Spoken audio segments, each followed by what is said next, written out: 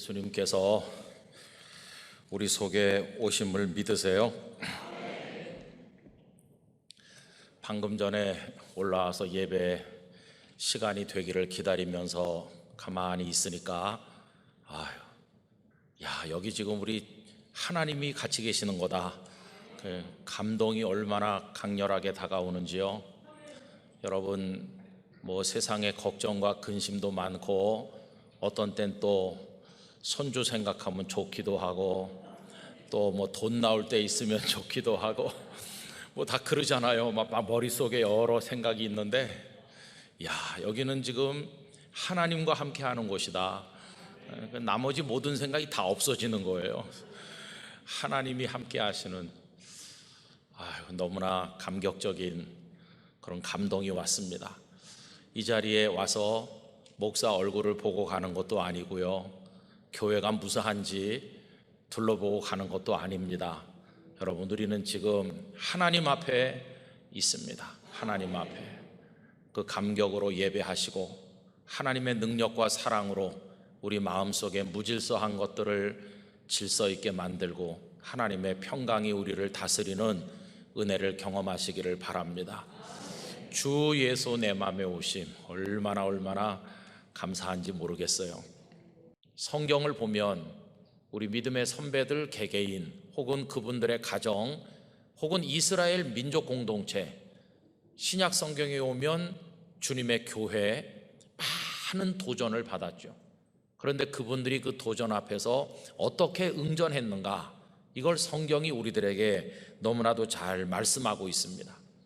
여러분, 사탄은 우리를 무너뜨리려고 공격하는 도전의 세력이라면 하나님께서는 그것들 앞에 굴하지 아니하고 용기 있게 응전하여서 사탄의 도전을 깨뜨리고 오히려 그것을 넘어서서 더 뻗어나가고 발전하게 만드는 우리의 능력이 되시는 분이라고 믿습니다. 그래서 우리가 성경 말씀 읽으면서 그 도전하는 세력에 대해서 믿음의 사람이 어떻게 응전해 나갔는가, 이걸 읽어야 되는데, 여러분, 오늘 함께 읽은 8장 1절의 사도행전 말씀은 초대 예루살렘 교회가 경험한 도전과 그에 대한 멋진 응전의 이야기를 우리들에게 보여주고 있습니다. 여러분, 그 당시 상황을 이야기해 보면 이렇습니다. 유대 지도자들에게 예수님은 눈의 가시와 같은 존재였습니다.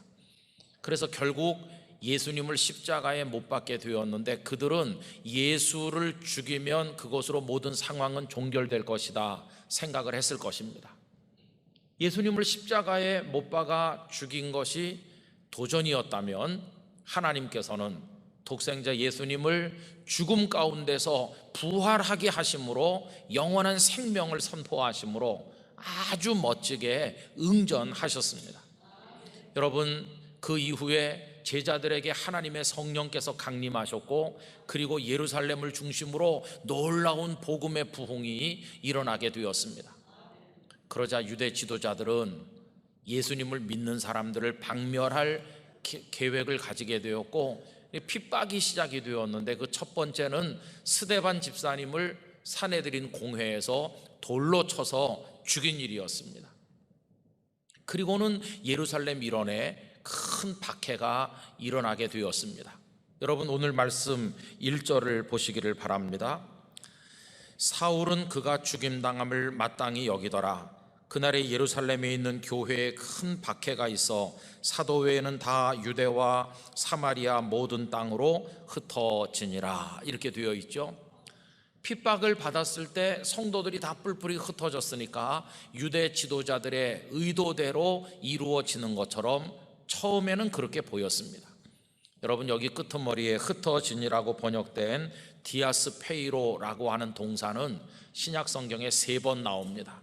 그 중에 2번이 오늘 본문 중에 나오고 있는데, 이 첫 번째 사용될 때는 참 마음이 아프고 슬픈 환경에서 사용되었습니다. 박해를 받아서 스데반 집사님이 죽고 그들이 뿔뿔이 흩어지는 상황에서 사용되었기 때문입니다. 여러분, 그들의 슬픔의 이야기를 2절과 3절에서 보겠습니다. 경건한 사람들이 스데반을 장사하고 위하여 크게 울더라. 사울이 교회를 잔멸할새 각 집에 들어가 남녀를 끌어다가 옥에 넘기니라. 사람들은 스데반 집사님 생각하면서 울었습니다. 그리고는 서로 부둥켜 안고 어디로 갈 거냐고, 우리가 헤어져야 되는데 하면서 마음 아파했습니다. 갈릴리에서 온 사람들은 어차피 그곳이 타향이니까 보따리 들고 떠나면 되는 간단한 일이었을지 모르겠지만, 예루살렘에 본거지가 있는 성도들은 집과 재산을 다 놔둔 채로 삼삼오오 떠날 수밖에 없었을 것입니다. 언제 다시 돌아오게 될는지 알 수 없는, 기약할 수 없는 헤어짐이 그들에게 있었고, 그들은 다 뿔뿔이 흩어져 나가게 된 것입니다. 이게 첫 번째, 이 디아스 페이로라는 동사가 사용되었을 때의 아픈 슬픔의 이야기입니다. 자, 그런데 여러분, 이 동사가 두 번째 사용되는데 가면 박해라고 하는 강력한 도전을 만난 성도들이 얼마나 멋진 믿음의 응답을, 그 응전을 하고 있는가, 이걸 우리에게 보여줍니다. 그게 오늘 본문 4절 말씀인데요, 4절 다 같이 읽어보도록 하겠습니다. 그 흩어진 사람들이 두루 다니며 복음의 말씀을 전할세. 아멘. 흩어져 나가는 성도들이 흩어져 가는 곳곳에서 예수님의 복음을 더 열심히 전도하게 되었다는 것입니다. 여러분, 박해라고 하는 도전은 예루살렘에 모여있던 성도들의 몸을 뿔뿔이 흩어져 사방으로 가도록 만드는 데는 성공했는지 모르지만, 예수님께 모여있던 성도들의 마음마저 흩을 수는 없었던 것입니다. 그들이 가는 곳마다 예수님 그들과 함께 하셨고, 그들의 입을 여셨고, 그들의 삶을 주장하셔서 그들이 가는 데마다 예수님의 복음을 더 열심히 전파하게 된 것이었습니다. 여러분 보세요. 핍박과 박해가 생겼는데 믿음의 사람들이 다 없어져 버린 게 아니라 복음이 더 넓게 퍼져가게 된 것이었어요. 그래서 1절에도 그 사마리아 지역에까지 복음이 퍼져간 이야기가 나오는데, 여러분 5절에도 나오죠. 5절 보십시오. 빌립이 사마리아 성에 내려가 그리스도를 백성에게 전파했다. 여러분, 이건 놀라운 것입니다. 하나님께서 말씀하신 바를 얼마나 정확하고도 강력하게 추진해 나가고 계시는가 하는 것을 보여주는 증거입니다. 다 기억하시잖아요. 사도행전 1장 8절, 주님께서 제자들에게 뭐라고 하셨습니까? 오직 성령이 너에게 임하시면 너희가 권능을 받고 예루살렘과, 그 다음이 어디입니까? 유대, 그 다음이 어디입니까? 사마리아, 그 다음이 어디입니까? 땅끝까지 이르러 내 증인이 되리라 하시지 않았습니까? 이 말씀을 제자들이 들을 때 마음속으로 이런 생각을 했을 겁니다. 물론 그렇죠. 예수님, 당신께서는 사마리아 사람들 천대하지 않으시고 사마리아 사람들 동네로 자유롭게 다니신 거 우리도 알고 우리도 따라다녔습니다. 그러나 만약에 예수님 안 계시고 우리끼리 있다면 글쎄요, 사마리아 사람들 동네에 가게 될까요? 그 사람들하고 우리하고 수백 년 동안 견원지간으로 지내면서 우리는 그 사람들을 인정하지 않는데, 사마리아? 그 사람들도 믿어야 되는 겁니까? 아마 제자들은 예수님께서 사마리아를 이야기했을 때 이런 거부감이나 부담감이 있었을 것입니다.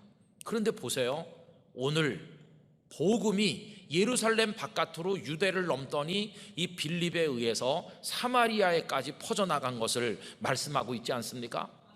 사도행전 1장 8절 말씀이 죽은 말씀이 아니라 한 단계 한 단계 성취되고 있다는 사실을 오늘 5절 말씀이 증명해주고 있는 것입니다. 여러분, 주님은 말씀하신 것을 차근차근히 집요하고도 강력하게 이루어 나가고 계시다는 것을 우리가 확인할 수 있지 않습니까? 근데 그것도 평온하고 모든 조건이 무르익었을 때가 아니라 박해라고 하는 아주 어려운 상황에서 수백 년 내려오던 유대인과 사마리아 사람 간의 그 장벽을 훌쩍 뛰어넘어서 사마리아 지역에도 강력한 복음의 역사가 나타나도록 하셨으니, 여러분, 하나님의 하시는 일이 얼마나 놀랍습니까? 그뿐이 아닙니다. 흩어져 가는 이들로 인해서 복음이 퍼져나가는데 저 북쪽에 있는 다마스커스, 다메섹에까지도 복음이 퍼져서 거기도 예수님을 믿는 사람들이 생겼습니다. 다메섹에도 예수님을 믿는 사람들이 있다는 소식이 예루살렘에 있는 유대 지도자들에게 전해지니까 그들이 머리를 흔들었을 겁니다. 아니, 다 박멸하여 없애려고 하는 건데 어떻게 더 넓게 퍼지고 더 많은 사람들이 예수를 추종한단 말인가? 사울이란 젊은이에게 공문을 주어서 가서 다 잡아오라, 이렇게 해서 사울이 다메섹으로 가는 거 아닙니까? 그런데 여러분, 그가 예수님을 믿는 사람들을 예루살렘으로 잡아오기는커녕 다메섹에 도착도 하기 전에 주님이 먼저 그를 잡아버리셨어요. 그래서 복음의 사람이 됐어요. 여러분, 얼마나 놀랍습니까? 그뿐이 아닙니다. 이 디아스 페이로라는 동사가 세 번째 사용된 것이 어디냐 하면 사도행전 11장 19절 말씀인데요, 제가 19절부터 21절까지 읽어드리겠습니다. 그때에 스데반의 일로 일어난 환란으로 말미암아 흩어진 자들이, 거기 흩어진다는 말이 한 번 더 나오죠. 베니게와 구브로와 안디옥까지 이르러 유대인에게만 말씀을 전하는데, 여러분, 베니게, 구브로, 안디옥 이 지역은 유대인들이 사는 지역이 아니라 이방 사람들이 사는 땅끝에 해당하는 곳인데 거기까지 복음이 퍼져나갔습니다. 그런데 처음에는 그 지역의 유대인들에게만 전하다가 그 다음에 계속 읽어보겠습니다. 그 중에 구브로와 구레네 몇 사람이 안디옥에 이르러 헬라인에게도 말하여, 이방인이죠, 헬라 사람 이방인들에게도 말하여 주 예수를 전파하니 주의 손이 그들과 함께 하심에 수많은 사람들이 믿고 주께 돌아오더라. 아멘. 땅끝까지 이르러 내 증인이 될 거라고 하시더니 이제는 사마리아 지역을 넘어서 이방 사람들이 사는 도시에까지 하나님의 복음이 전해져 사도행전 1장 8절이 차근차근 이루어져 나가는 모습을 우리들에게 보여주고 있지 않습니까? 여러분, 박해는 아주 어려운 도전이었어요. 그러나 그것 때문에 흩어질 수밖에 없는 어려움을 만났지만 흩어지는 과정 속에서 그들이 어떻게 응전하는지 믿음의 역사를 이루고 말씀을 증거했더니 오히려 복음이 더 넓게 퍼져나간 것을 볼 수가 있는 것입니다. 그래서 유대인과 이방인 사이에 그 깊은 민족적 장벽을 뛰어넘어서 이방인들의 가슴에도 예수님만이 구주라고 하는 사실이 증거되게 되었던 것입니다. 여러분 보십시오, 얼마나 놀라운지요. 이처럼 성도들이 퍼져나가면서 이제는 안디옥에 아주 아름답고 우리 마음속으로 흠모하는 안디옥 교회가 생긴 거 아닙니까? 안디옥 교회는 바울 그리고 바나바 이 두 분이 와서 말씀을 가르쳤고 그리스도인이라고 불렸던 곳이고, 어머니 교회인 예루살렘 교회가 흉년을 만났을 때 헌금을 모아 도와준 교회고, 그리고 바나바와 바울을 최초의 선교사로 파송했던 정말 역사 속에 빛나는 교회가 아닙니까? 이분들은 소아시아 지역에 복음을 전했고, 바울은 2차 3차 전도여행을 하면서 로마 제국 구석구석에 사람들의 마음에 예수님의 복음이 퍼져 들어가도록 일하지 않았습니까? 여러분, 박해라고 하는 강력한 도전을 만났고, 그리고 성도들은 흩어져 나갈 수밖에 없었지만 그러나 그분들은 믿음으로 응답했던 것입니다. 그랬더니 기독교가 예루살렘이라는 울타리 안에 갇혀 있을 뻔했었는데 오히려 전화위복이 되어서 모든 인류에게 퍼져나가 기독교의 세계화가 이루어진 것을 우리가 말씀 속에서 보고 있지 않습니까? 여러분, 어려운 도전이 있었지만 그러나 성도들은 믿음으로 응전함으로 오히려 승리하게 된 것을 보게 된다는 것입니다.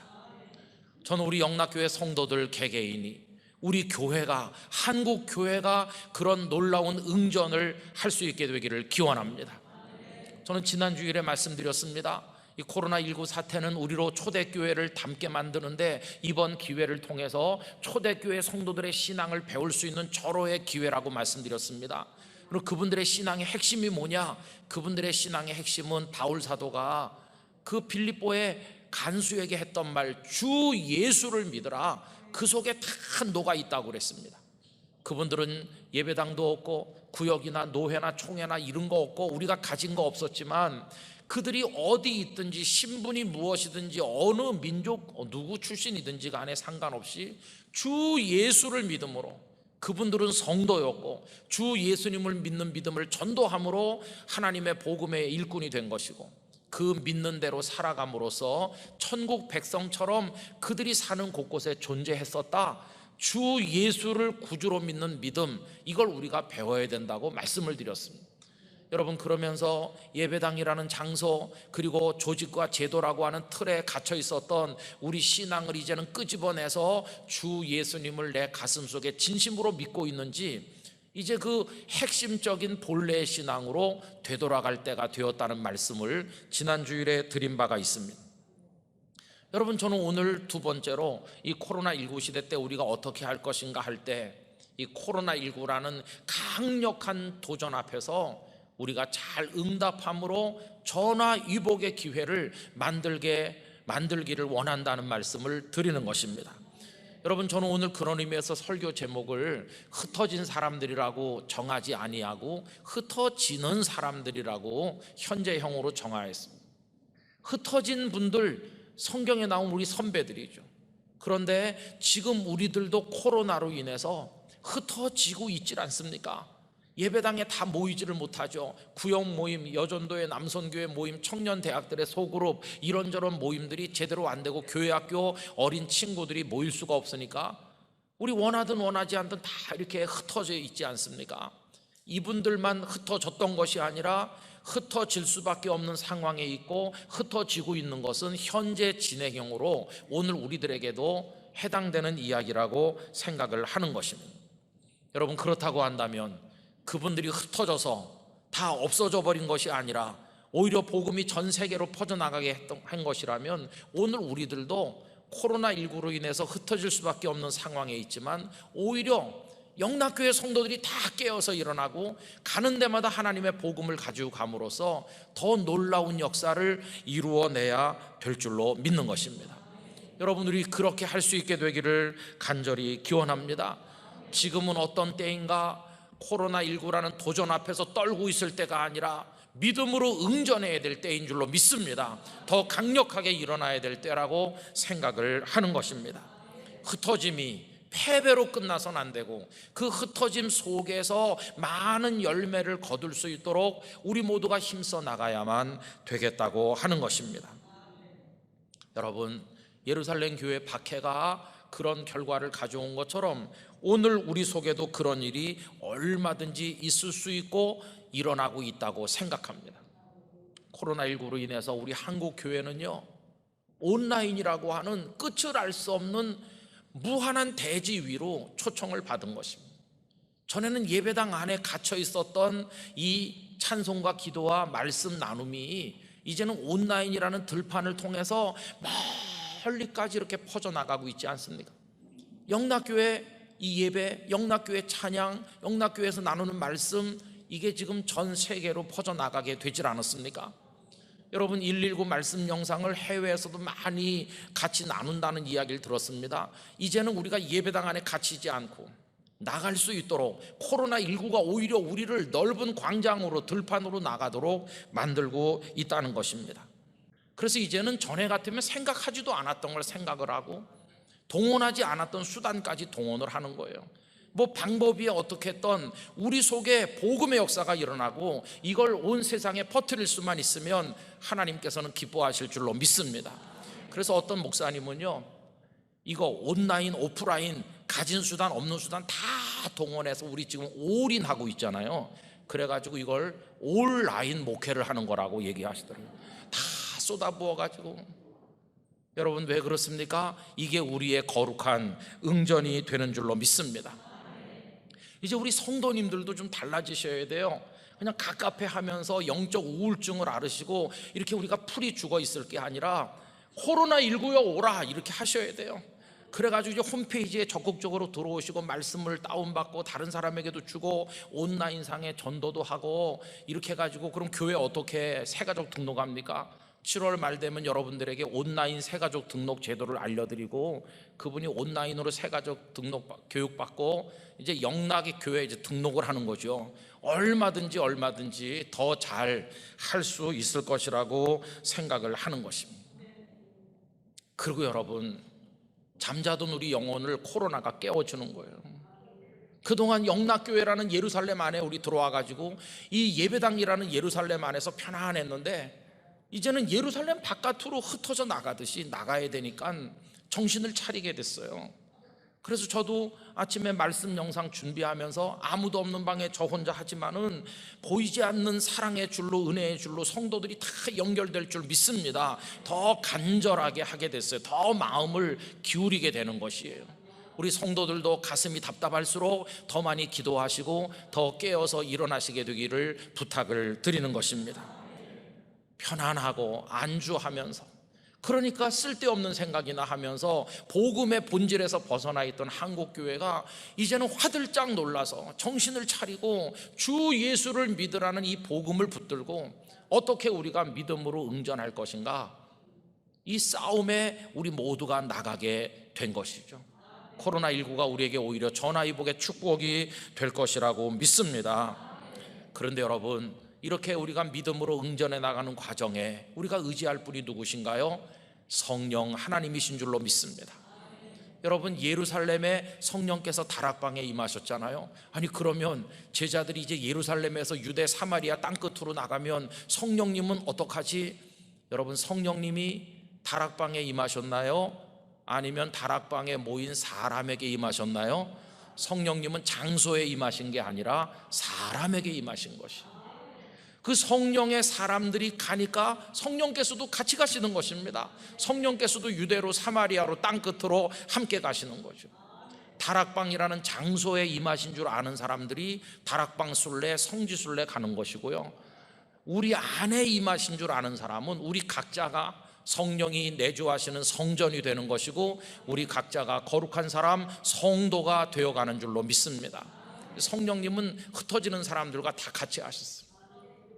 그래서 어디서나 그들의 입에 계셔서 외치게 하시고 그들의 발을 지키시고 그들의 삶을 지키시고, 그래서 그들이 어디 가든지 성령 안에서 아름다운 역사들이 나타나게 된 것입니다. 여러분, 대한민국 코로나19의 한복판에 우리만 있는 게 아니에요. 여기 성령님도 우리와 함께 계시는 줄로 믿습니다. 영락교회 성도 여러분, 개인적으로 여러 가지 어려움이 많으시잖아요. 청년들은 청년들대로, 학생들은 학생들대로, 어르신들은 어르신대로 다 마음도 몸도 지금 힘들잖아요. 경제적으로도 많은 도전 앞에 서 계시잖아요. 저는 오늘 이 예배를 드리면서 모든 성도가 성령님을 의지하고 일어서게 되기를 원합니다. 나도 응전하겠어, 가만히 당하지만은 않겠어. 그래서 하나님을 의지하고 나가야만 될 것입니다. 하나님께서 우리 선배들과 같이 하신 것처럼 우리에게 함께 하셔서 믿음도 주시고 용기도 주시고 은혜와 지혜를 주실 줄로 믿습니다. 그래서 결과가 무엇인가요? 사도행전 9장 31절을 읽어드립니다. 그리하여 온 유대와 갈릴리와 사마리아 교회가 평안하여 어떻게 되었다고요? 든든히 서갔다. 박해를 받으면 다 흩어져 없어져야 될 것 같은데 오히려 곳곳에 교회가 든든히 서가고 주를 경외함과 성령의 위로로 진행하여 수가 더 많아지니라. 할렐루야. 환난과 핍박을 만났는데 교회가 더 부흥했어요. 코로나19로 인해서 한국교회가 새로워졌다. 코로나19 사태 때문에 한국교회 믿음이 정금같이 순도 높은 믿음이 되었다. 코로나19 때문에 한국교회 성도들이 자다가 다 깨어서 기도하게 되었다. 코로나19가 보이지 않는 공간 속에서 우리를 하나로 묶어 더 강력하게 사탄과 싸워 승리하게 만들었다. 이런 결과를 우리가 얻게 되기를 간절히 원하는 것입니다. 여러분, 시대는 바뀌고 코로나는 오기도 하고 가기도 하고 코로나보다 더 힘든 적이 우리를 공격할 수도 있겠지만 어제나 오늘이나 영원토록 동일하신 우리 주님을 믿고 담대하게 나가야 될 줄로 믿습니다. 뜻없이 무릎을 꿇거나 운명에 맡겨 사는 우리가 아니라 독수리가 날개를 치며 하늘로 비상하는 것처럼 여러분, 그런 모습으로 다 같이 일어서게 되기를 간절히 기원합니다. 여러분, 그 거룩한 영적인 응전에 모든 영락의 성도들이 동참하시고 여러분들 모두의 삶에 하나님의 아름다운 승리의 이야기가 함께 하시기를 바랍니다. 도전의 개수보다 더 많은 응전의 이야기들이, 그래서 더 많은 승리의 이야기들이 우리의 간증거리가 되기를 간절히 축원합니다. 기도하겠습니다. 생명의 말씀으로 나를 세우시네.